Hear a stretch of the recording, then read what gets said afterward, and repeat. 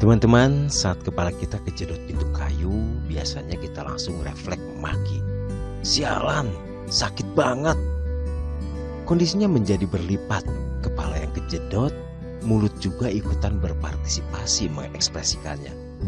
Belum lagi wajah yang meringis, seolah-olah Anda mengumumkan pada dunia akan penderitaan Anda. Kasihan sekali.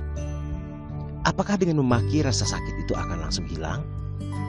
Gimana kalau orang di sekitar Anda ada yang GR dan tersinggung dengan makian Anda? Lebih parah kan?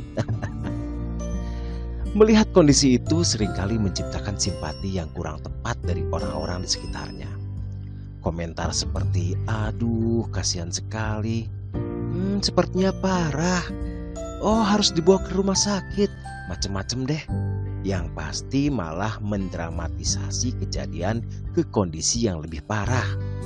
Hasilnya sakit yang tidak seberapa malah diperparah dengan kondisi kejiwaan Anda. Saya seringkali teringat cara menghibur ala orang Sunda kalau mendapati musibah. Biasanya menggunakan kalimat yang berawalan untung. Kalau kita renungi, kalimat itu bukan hanya menghibur, tapi lebih ke mengingatkan bahwa sebaiknya kita bersyukur karena tidak mengalami musibah yang lebih parah. Untung cuma kejedot pintu kayu. Beranikah Anda untuk mengatakannya seperti itu? Kalau perlu bisa ditambahkan, gimana kalau kejedot tembok? Gimana kalau kejedot pintu besi? Untungnya gak kena pakunya. Untung gak kena mata. Untung pintunya dari kayu. Untung cuma benjol. Untung kepalanya gak apa-apa. Untung masih hidup. Banyaklah. Atau bisa juga dengan yang lebih kurang ajar. Untung pintunya gak apa-apa. Artinya bersyukurlah pintunya gak apa-apa. Coba kalau rusak, udah kepala kita benjol, masih harus mengganti pintu pula. Memang kebanyakan orang termasuk kita lebih ahli menghibur orang lain daripada menghibur diri sendiri. Banyak kejadian bagaimana seorang pedagang yang bunuh diri karena tokonya kebakaran. Artinya dengan kadar ujian seperti itu, dia malah memilih tragedi yang lebih pahit lagi. Ada lagi seorang anak yang tidak mau main sepeda lagi hanya gara-gara terjatuh.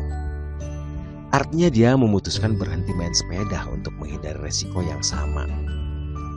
Malah ada orang tua yang terlalu protektif terhadap anaknya, melarang anaknya untuk main sepeda karena pernah jatuh.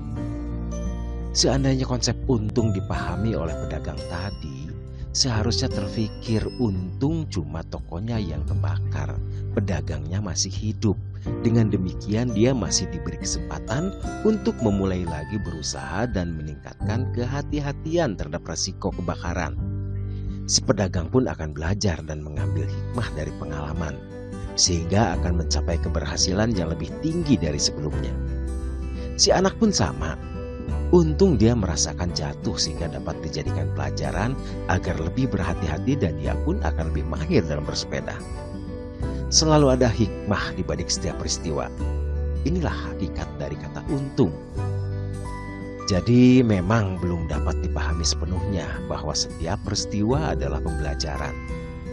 Beruntunglah saat kita selalu diingatkan bahwa selalu ada resiko dalam setiap hal yang kita lakukan. Dan kita bisa tahu akan resiko tanpa harus mengalaminya secara langsung. Karena ada orang lain yang pernah mengalaminya dan mengingatkannya pada kita. Jadi kita bisa belajar dari pengalaman orang lain. Kita bisa berhati-hati karena ada informasi tersebut. Untuk meminimalisir resiko, alangkah baiknya kita rajin mencari informasi supaya kita menjadi lebih waspada. Jadi betul kata peribahasa, sedia payung sebelum hujan. Akan lebih baik mengantisipasinya daripada langsung mengalaminya. Cukuplah kita tahu kalau kejedot itu sakit sehingga kita berhati-hati daripada harus kejedot dulu baru mengambil kesimpulan. Kita akan selalu diingatkan akan potensi lain yang kita miliki. Tidak usah terlalu terpaku pada musibah yang kita alami. Yang sudah terjadi biarkan saja berlalu dan dijadikan pengalaman berharga untuk menghadapi proses kehidupan selanjutnya.